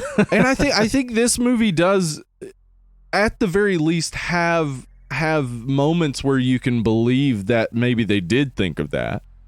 Like, I think they did put thought into it in a way that, like, the first one, you're building a world. The second one, you can easily screw up by not understanding the world. But I think they screwed down, I guess, by very, very understanding the world of the first movie very well and seeing how to economically do what that first movie did. And then just kill the people in extraordinary ways. Yeah, Dude, that's it. My notes read like a Teen Girl Squad script because like, my notes are like airbagged, elevator, flattened. That's awesome. Barbecued, barbed wired. Like these are all strong bad isms. I'm pretty sure. Yeah, absolutely. The kid blowing up at the end, I think, is actually pretty genius. Yeah, because it gets everybody out of the theater feeling like they just had a fun time. True, yeah. Like, it's not honestly, overly serious at the end. The kills and stuff are so over the top and silly, but the characters in the movie aren't really over the top and silly. Yeah. Like they think they're in a very serious movie, but these ridiculous ass things keep happening to them that are entertaining to us as a viewer. Because I think if they would have gone totally slapstick and over the top and cliche with the characters, and they were getting killed in these crazy, ridiculous ways, it wouldn't have been as fun as it is when you're like, these people are in this life and death drama movie, and they're dying in all these crazy fucking ways. Yeah. But then at the very end there, like you said, I think it's the one time that they're like, all right, let's just have a little bit of fun with this, and let's have her son's severed arm land on her plate at a picnic. Like, and there's no reason why it fucking explodes. It explodes because it does. Who cares? It just does, yeah. I think there's only one real scene where I thought, like, this is actually, like, an emotional connection. This is actually working. And it's the scene between AJ Cook, Kim, and the drug addict guy, Rory, where he hands her his wallet and keys and basically asks her to go into his apartment and get rid of his drug paraphernalia and porn if he dies. And it's a scene that I think could easily be played as a joke, but the way they acted it is very serious, and it actually is affecting, where it's like, yeah, this guy, like, he's a burnout and he doesn't have much going on, but like, he's not like a bad person. He was so fucking annoying, though. I hated that guy. That guy, by the way, Jonathan Cherry, is awesome in Wolf Cop. So go watch Wolf Cop. Oh, I've heard you talk I've heard you talk a tall tale about Wolf Cop and say that it's fucking awesome. So he's in it. Okay. Right on, man. Yeah, that's the thing about this movie is, like, I feel like it really knows what it is. Like, nothing is worse than a movie like Crawl, for example, where we're like, this would be better if it was this big emotional movie. Yeah. Like, this movie is like, okay, we know people watch the first one so they could see teenagers get killed in crazy ways. That's what they're here for. Right. There doesn't need to be some kind of maximum incredible mythology to this. There doesn't even really have to be a lot of logic to it. We just need the race, as it were, of these people trying to escape death and ultimately failing and getting slaughtered in crazy ways. Like, this movie knows exactly what it is, and that's honestly one of the reasons why I like it, is because it knew exactly what it needed to do and what it didn't need to do. Right. It's almost like whenever, you've had like a really late night of bar hopping and boozing and stuff like that, and you just have that super greasy, shitty slice of pizza or a greasy diner burger. It's not covered in. It's like it doesn't have a slice of foie gras and truffle oil on it and stuff like that because it doesn't need to. Yeah, I think you're right. I mean, I think Final Destination 3 actually like perfects that, because Final Destination 3 doesn't have a ton of the theorizing about what's gonna happen or whatever. Just kind of like, it's like, okay, this is the setup, and the characters are gonna be like, oh, it's like that thing that happened to these other people, and then everybody's gonna go, oh, okay, and then kids die. Like, that's exactly what this did for the first one, was just chop away so much of the unnecessary stuff. But it still had its own unnecessary elements that I think could go for sure. Like, but I think all of the theorizing based off of what Tony Todd said is, like, from the first one, Tony Todd does seem to know what's going on. So in the second one, what he says should be true. I guess so, yeah. But it turns out that it's not maybe not true, but it's not important. Like, they go this entire time thinking, oh, if that woman has her baby, then that'll interrupt death, because that's what the truth sayer Tony Todd told them. But then it turns out, twist, that woman didn't actually die in the first car crash. So now that entire thing that we've been chasing most of the movie just turned out to be not true, or not important.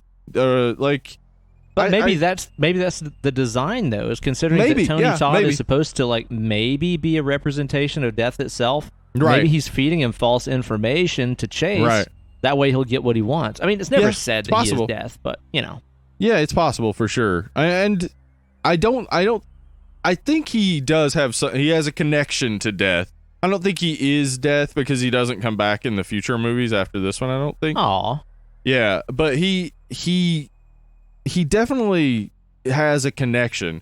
So maybe what he said was true, but that's the thing, is if you're going to give us a truth teller and then have him tell a truth, the truth needs to, like, come to fruition. Like, it should have been that them saving that woman and her baby actually did fix it, if that's what you're going to tell us. Sure, I got you, man. But it's a small nitpick, honestly. I'll tell you what, though, the thing that I do like about that aspect of the story, that essentially they're trying to get this woman to have her baby to make up for a life that was supposed to be taken, a life added, all that stuff, right? Yeah. That, in effect, makes this an extremely pro-choice movie, doesn't it, Steve? Whoa. Because they're saying this new life begins when that baby is born. Right. It's very pro-choice. That's true. So Final Destination is a pro-choice movie. Because if the baby would have died while it was still in utero, doesn't count. No. not a life yet. Doesn't count. Not a life. It's just an amalgamation of cells. That's so awesome. Pro-lifers, stay away from this movie. And of course, this movie is so fucking... Okay, it's early 2000s, but it feels like 1999 and looks like 1999. Yeah, the early 2000s really held on to 1999 and 2000. I feel like because of 9/11, I think like people were really just like, no, we don't want things to change too much for a while. And all progress has been put on hold. Yeah, and it did. It does seem frozen in time a little bit. It seems like this could have come out the same year as the first Final Destination. And totally. Looked the same, yeah. When did the first one come out? Was it in the 2000s? 2000, yeah. So this is just 3 years later. Yeah. Yeah, it feels exactly the same. Like, it's so late 90s that there is a punk kid in a No Fear t-shirt that calls a woman a biatch. Oh my god, that scene in particular, I guess they didn't get... There are a few times here I think they didn't get shots that they intended to get, and one of them is that scene, because Ali Larder's delivery of the line is obviously not what she intended, because he's responds to her, and she says, "You little punk." It sounds like she's flirting with him. I hadn't thought about that, but she does. Yeah, they don't get a shot of her face saying it. So I think she was probably just like, they're not going to use my line reading from the back here. And they did. Yeah. Okay, and there's a scene when they're in that apartment and like AJ Cook is talking to like 3 people on the couch. There's a moment where it's obvious that she was delivering a line that there was supposed to be a shot in the middle where the druggie guy said something, because she responds to him, but he doesn't say anything. Huh. It's a very strange moment. She's responding to something that I guess he's supposed to have said, but he doesn't say anything. Anyway, so there are a few moments there. But again, you'd have to pay too much attention to this movie to catch those. Just on an average general viewing, this is a fun movie. Well, let me ask you a question, too. When it comes to the stuff we were talking about earlier about like the rules kind of constantly changing and nobody really being right about them, one thing that I've really got to wonder in addition to that is like, okay, Death wants these souls. It wants to get these kids. Uh-huh. Which also is pretty stupid, because if Death was just a little more patient, they'd all die of something eventually. Yeah, what's your deal, Death? Like, yeah, why are you in such a hurry? Yeah, they'll come to you. Don't worry. Just be patient here. Do you think that Death maybe has like a quota? Maybe like, it's that, yeah. It's like cops giving out tickets at the end of the month for like jack shit. Yeah, just like, your blinker blinks too slow. Here you go. Yeah, my boss is really busting my balls here. I need 38 souls by the end of the month. Who's Death's boss? Who's in charge of Death? Jesus. Oh, Jesus. And Jesus needs his dead folks. I need these dead souls. It's getting boring up here. I'm hanging out with all these people just singing hallelujah 24/7. I want some new voices in the choir. I'm sick and tired of it. Maybe kill that Tiger King. He seems like fun to hang out with. But the question is like, okay, so if Death is trying to get these souls and stuff, who is giving the main girl the visions, letting her know what's going to happen? Where are those coming from? That I didn't even kind of think about, but yeah. Where is that coming what's the other from? side that's trying to get these kids to live? Is that also Jesus? Is he playing both sides here? Jesus plays, you know what? That way he always comes out ahead. He's creating bidding wars between these two competing sides, man. And taking all the credit, taking all the hallelujahs at the end of the day. Jesus loves hallelujah. I wonder how many hallelujahs things cost in heaven. Like, what's the hallelujah to dollar ratio there? It's a good question. Yeah, I'd like to know the currency conversion for that. So, yeah, I didn't think about that. I don't know, like, is it like an immutable law of death that death has to warn you if you escaped once and it's like trying to kill you now? It's like, all right, well, you got away one time, so I do have to warn you before I show up. Like, yeah, it's in the rules. I'm coming. Yeah, like I wondered if she was like maybe an X-Man that didn't know she was a mutant. Oh, that would be cool to find out. See the future. Yeah, it's like it turns out that she's actually the next evolution of humans. Like, where is this shit coming from? ultimately it doesn't really matter that much, honestly. But it's still, I still gotta wonder, because like if you're positing that there is this supernatural element to this, where death is this personified being that's trying to get these kids and stuff, and that there's something else that's giving her these visions, there is logic to it somewhere in that conflict. There's got to be, yeah.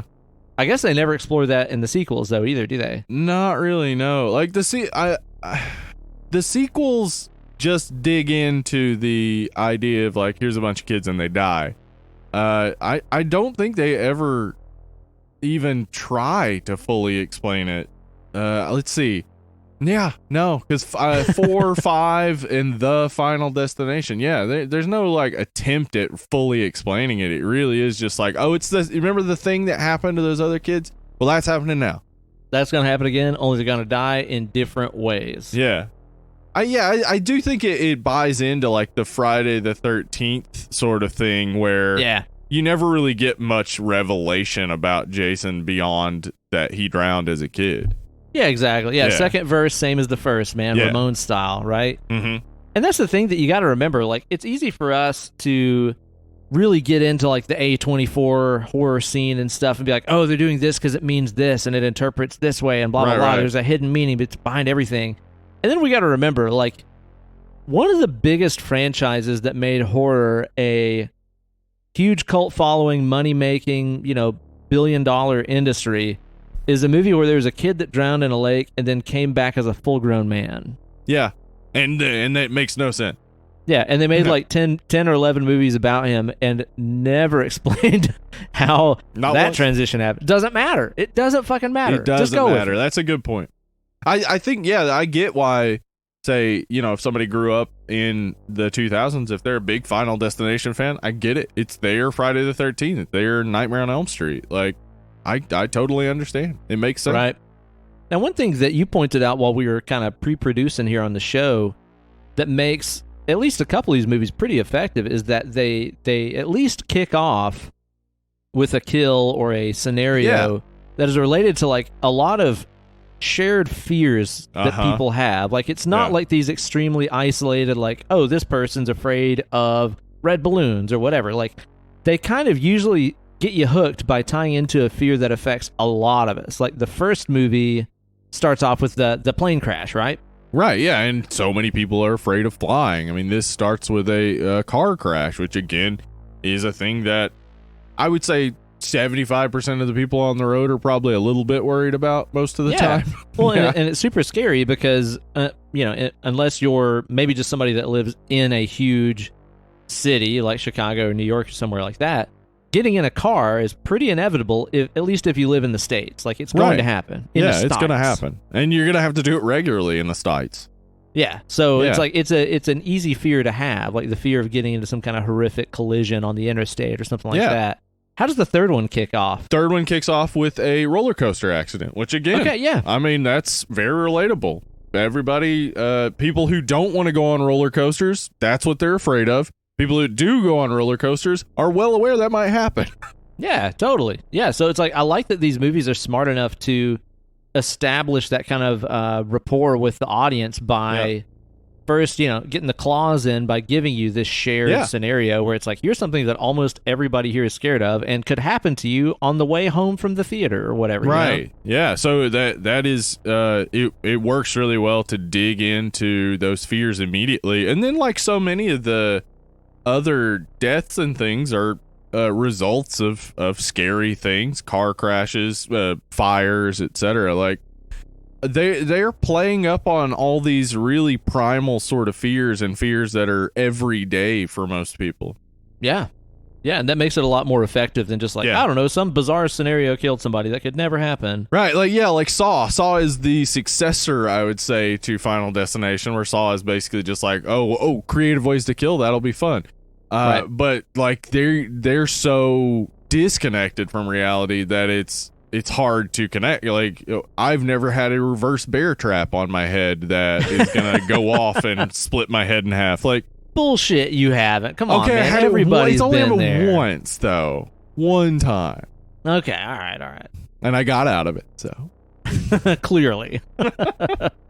Yeah, I think that's a smart move on their part here. And one of the other things that I think in this movie is a pretty smart choice is all the original soundtrack stuff, which is a very classically oriented, traditional, almost Hitchcockian kind of soundtrack. The first movie actually had a lot of that too. The original soundtrack parts of the first movie I thought were pretty good and appropriate. Yeah, I think this one, it's it's on the nose to a fault. Like when something bad happens, the soundtrack might as well go bum bum bum. That's a good point. It's very much just telling you exactly how to feel. But I'm kind of okay with it. Like, it kind of suits the movie. Subtle is not what it needed. So I like the fact that the soundtrack is just right there telling you, hey, something scary is happening. Did you notice? Right. Here's some notes. I would say also, to its detriment, is for some reason, Clear Rivers has like a free pass to just stay in the insane asylum. Okay, I was really wondering about this. Can a person just go to an insane asylum and be like, hey, I'm kind of scared. Could I live here? Yeah. And like, they're not drugging her or anything. No. They stay away from her. They're just like, oh, you just want a big padded cell? Okay, cool. Yeah. Do your own thing. I gotta wonder, like, are they providing her meals and stuff, or does she order out? Does she pay rent on that room? Like, is there an HOA situation? What's going on there? In areas like Los Angeles, can you just go to an insane asylum and rent a room? And would it be worth it? Maybe if you're like homeless or something, can you just go to an asylum and be like, hey, I'm real scared. Yeah, can I just hide out here? Yeah, she doesn't even say she's crazy. She's just scared. Yeah. And then she can also just check out whenever she wants to. Yep. You know what I would do? I'll put on my leather jacket and go. I'm kind of thinking about just staying locked up in an insane asylum for a while, saving up some money until I have enough just to, buy a palatial condo or whatever, and then be like, hey, I'm checking out, guys. Thanks for the stay. Oh, dude. What if this had a Cabinet of Dr. Caligari ending? Oh, shit. And like right at the end where we think everybody's saved, it cuts back to Clear Rivers in her padded cell, and she's imagined the whole thing, and all the people are people at the insane asylum and stuff. That would like it. I mean, it'd be acceptable, but it would ruin your future sequels. Yeah, because every sequel beyond that would be like, what's Clear thinking about today? Yeah. Yeah, the soundtrack in this is, like I said, not really subtle at all, but I'm okay with it. Of course, it does feature a lot of like shitty millennial, soundtrack pieces and stuff like that. Not as bad as the first one, though. No, not nearly as bad. The only song that stood out to me as really hard to listen to was whatever was playing when that guy was cooking shirtless in his apartment. Okay, I need to go back and watch this again because I didn't notice it because I think I was just so engrossed in trying to figure out how the fuck this guy was going to die. Describe the soundtrack that's going on right there. Okay, so it starts off and it sounds like he's listening to trance music. And I was like, oh, okay. Like, all right. And then it moves into like this prog rock sort of thing. And then like the vocals don't go well with it. And it sounds like a whole different... Yeah, you nailed it, basically. I'm recreating this as we go. Yeah. I just could not understand that song at all. It wasn't enraging like some of the songs in the first Final Destination, but it was confusing and distracting. Yeah. Because like there were moments where I wasn't even paying attention to him because I was like looking on my phone trying to figure out what that song was so I could avoid it in the future. Let's make sure I never have to listen to that again. Uh-huh. Dude, I don't know. Call me crazy, but like I had fun watching this. Like I even have parts in my notes where I'm like, time is flying by. Yeah. Like I paused the movie at some point and I was like, I've been watching this for like an hour. What is going on here? It flies by, dude. It's just, and it like I'll look up and I'll be like, oh, it's the dentist scene now. Like every bit of it sticks with you, but like if you don't overthink it, it's just a fun movie. I know, man. And like this is the kind of movie where you need to just get just the right amount of fucked up. Because like I'd already had a couple by the time we started the movie. Yeah. And I had a couple more while I was watching the movie. And it's perfect for that because if you zone out or check your phone or whatever and you come back to the movie, you probably didn't miss much, honestly. Yeah, it's fine. True. You can just pick right back up with it. watch some people get annihilated, and then the cycle starts anew. Like, I totally had a great time watching this flick, even though it is dumb and contradicts itself and has no real plausible rules. Yeah. But you know what? I mean, the fact that it's a bunch of people just trying to figure this out and they're wrong about it is actually kind of cool to me. Yeah, it kind of works. It does actually work in that sense, where it's like, if they did end up being right from the beginning, it would be more annoying. Because it'd be like, well, how did they get that? Yeah, how come they know when they're going to die and how to avoid it and shit like that? Like, that would be stupid to me. I like that it's a bunch of people making assumptions about what's going on and being wrong about it. I mean, that's how I view every religion in the world. It's a bunch of people being like, oh, I know what's going on here. I got it. Yeah. Yeah, and it's another guy being like, no, you're wrong. This is going on, and everybody's wrong. I mean, you're born and you die. That's the two things we all have in common, right? For sure, yeah. And taxes, am I right? So I don't know. I had a good time. This is totally a, make it your second movie of the night. Make it your first movie if you're already fucked up. Yeah. Watch some people die and have fun. Everything doesn't have to be, this huge revelation, allegorical, deep thing like, the lighthouse or some shit like that. Sure. Everything doesn't have to be complicated. Just have fun. Why you gotta go and make things so complicated? That is not the song for this movie. Oh, okay. You got any final thoughts on a rating for this thing, man? Final thoughts. I mean, as you said, it's super fun. It's not a great movie. I wouldn't claim of course not. It's even particularly good in the sense of like having something that is gonna stick with you in a positive manner, but it will stick with you. Like, you'll remember these things. That crash scene has stuck with me since I saw it the first time. Like, now it's just like I have a visualization of the fear that I had. Yeah, it's effective filmmaking right there. Yeah. So that, in that sense, like it really does the job of a horror movie, and that makes it better than average, I guess. Really, is that it probably is for me like 5.5 or a 6, because it does the job that horror's supposed to do.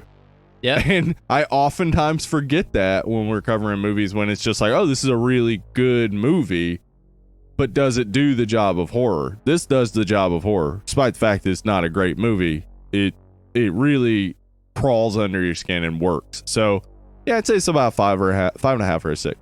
Yeah, I totally back that, man. It kind of reminds me of the way that in my life I've gone in and out of loving certain kinds of music and appreciating different things about music, where for a long time there, I just wanted to hear the most well-played, technical, intense, complex shit ever. Like, I wanted to hear Dream Theater and stuff like that all the time, and that's what made it good, is how complicated it was and how much thought they put into it and stuff like that.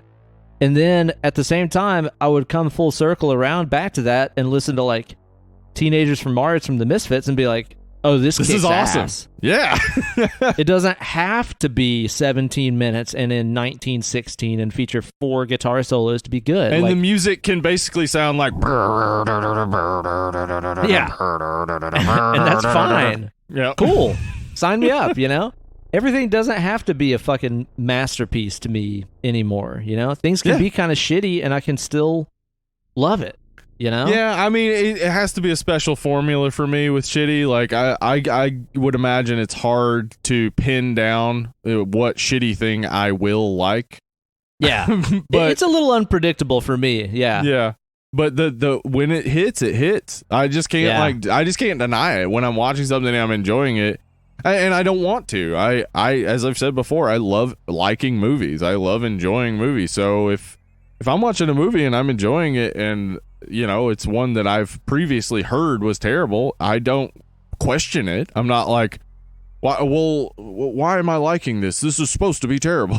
It's just like, no, I'm liking this, so it must not be terrible. Totally. Yeah, exactly right, man. Yeah, it's the kind of thing where, can you argue with me that there are holes in this movie and lacks of logic and it doesn't play by its own rules and stuff? Abso-fucking-lutely. Can you tell me that the kills suck? No. Can you tell me that it's not competently shot? No. You know, and I think the pacing is really good too. It's not like you have this big glut of kills at the front, then a ton of dead space in the middle of the movie, and then a little bit of action at the end. It's very well paced to where it's just like there is kills at regular intervals and little story building moments, revelations, and character building moments. Little exposition, little death, little exposition, little death. It does play out in exactly the way you would want a movie. I think that's kind of what this is, where it's like, you want certain things out of a bad movie that make it enjoyable, and this ticks all those buttons, like being not too long, not dragging on, like not lingering on bad CG and stuff like that. Like, this is able to competently do all those things. It just makes it fun in the end. Yep, I think so too, man. So I had a good time. I enjoyed watching this movie. I still enjoyed watching it the second time, man. Like I said, the kills are just so good and so fun and stupid and creative that I was on deck for it even a second time around. I don't know if I'll go back and like rewatch it again anytime super soon, but if it was on again at somebody's house, I'd be like, I would be like, oh man, wait till you see this part. This kid gets flattened by this pane of glass after he chases off pigeons, whatever. Like, I would be excited to see those kills again, you know? Yeah, I agree. So for me, I'm going to say, gosh, this might be totally irrational to a lot of people. I think I'm going to say like 7. 7 for me, man. Oh, yeah. It's because I had fun. Yeah. I get it, man. I don't that is definitely going to be an nothing. irrational one, though. Like, if you looked at that in conjunction with all of your other scores, people would be like, wait, what? Yeah. Well, Steve, it was fun talking about this on the show today, and on the show next week, we're doing something with, I think, probably a little bit more substance to it, because I've heard from a lot of people that this international flick is a blast, and a near-perfect zombie movie is what a couple people on our Facebook group have said. So I'm very thrilled to be watching Train to Busan. Yeah, we're going to South Korea. Yeah, that's right, man. That's going to be a blast. I look forward to checking that out. I don't think I've talked to anybody that hasn't really enjoyed this flick. So many people have recommended it on the Facebook group and I've just heard so much about it. Like, and I know they're making a new one or something, like a spinoff or whatever. So Caboose to Busan. I don't know when that's coming out, you know. And then I don't know when any movie's coming out anymore, but it's definitely not coming out soon. Right. Nothing is coming out soon. Including me out of my own house, because I'll tell you what, man, just P.S. Yeah. Ever since, you know, the state of Tennessee started, quote, reopening, right, there have been so many fucking people out on the streets and stuff. Yep. Yeah. People where you're like, I know y'all don't live together. I know y'all are sharing new ecosystems of germs with each other and shit. Yeah. Just hanging out for the fuck of it. Like, listen, man, people got to pay their bills. The government is not taking care of you. They cut off your allowance. You have to go back to work and pay your bills. I understand entirely. Yeah. But also, too, if you can just eliminate unnecessary shit where you might be out spreading this fucking deadly virus to old people and people with compromised immune systems, just fucking don't. If you can stay home, do it. It's your responsibility. Yeah, exactly. Yeah, like I said, man, you got to pay your bills because the government doesn't give a fuck about you. Yeah. But if you can stay home, please fucking stay home. Yeah, please. And tune in to the show next week. We'll be talking about Train to Busan. In the meantime, be sure to rate and review on iTunes. It just takes you a second, but it really helps us out a ton in growing as a show and showing up in those search engines and shit like that. So please be sure to go and rate and review on iTunes if you haven't. You got some free time right now, don't you? You got a minute. If you've had 2 hours to listen to the show, you got a minute on your hands, all right? So go on iTunes, rate and review, and at the end of your review, leave a question that we will answer on a future FAQ installment of the Preview Palace. Hell yeah. Ben, I know where they can find us on social media. Where? Where am I? Where are we? On the Twitters, on the Instagrams, we're at Dead Lovely Pod. We're on Facebook, facebook.com/Dead and Lovely, and we're on Patreon. Head on over to patreon.com/Dead and Lovely. We got a few tiers over there. If you become a $5 Make It a Pizza patron, you get to submit a movie title each month, and we randomly select one of those movies and cover it. So head on over there and start helping us decide what movies to cover. That's right. And we've also been brainstorming a little bit of Patreon-only content that we're excited to roll out. We've not gotten to doing it yet. We've not finalized everything, but it seems like it's going to be a really fun thing to do for you guys. So we're going to do some Patreon-exclusive stuff just for you guys. So if you're a patron at any level, you'll get to enjoy the fun stuff that we got coming up. So be sure to check out that Patreon page today. Yeah. Well, you guys have been fantastic. We've been dead and lovely. Hope everybody's staying safe and healthy out there. Clean your hands. Wash your ass. Wash your ass. All that other good stuff. And tune in next week. I've been Uncle Ben. Me, Hollywood Steve. We've been dead and lovely. We'll catch y'all next time. Bye.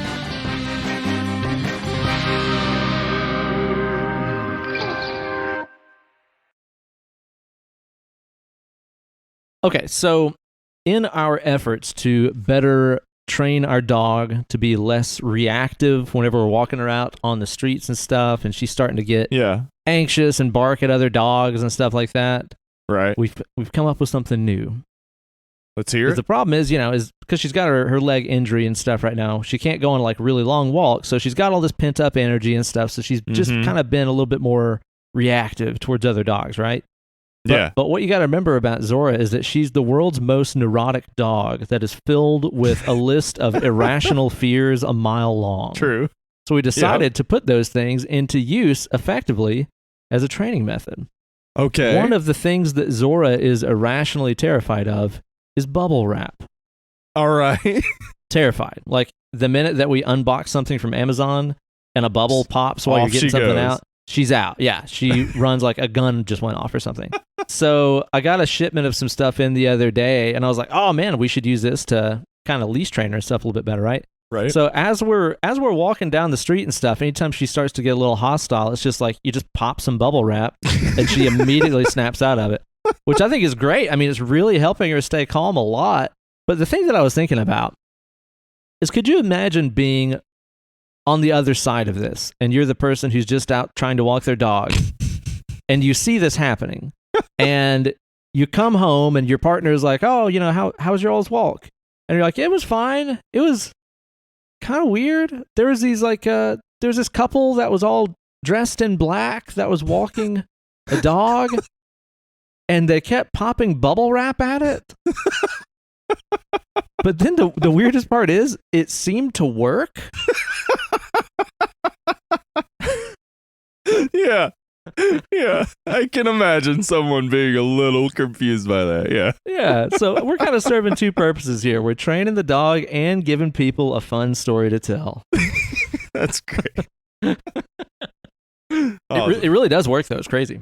Oh yeah, I bet. I know she's got that like thing on her neck. If you touch it, she freaks out. And she also, I remember I shook my protein shake one time. Oh, she can't be around out. shaking bottles. Yeah. She can't do it. Yeah. And then also she hates seeing boxes get cut open. What? Yeah, can't stand it. She absolutely freaks out. Like if we get a box from Amazon or whatever, and it's like she sees the box cutting knife come out of the drawer, she's the fuck out. That's hilarious. Yeah. So it's like, if the bubble wrap thing stops working, then we're going to have to then change to like carrying around a box and a box cutter and slashing at a box in front of her. Imagine that. Now that's going to freak some people the fuck out. So I saw this couple walking. One had a box and the other was holding the leash. And then the dog acted up and the other said, all right, time to slit open this box, I guess. He got real mad at the dog for barking and started violently slashing a box. Seemed to work. Maybe it was a threat, like, you're next, You're next. Yeah, this could be you. All right. Either way, it's working. It's working, yeah.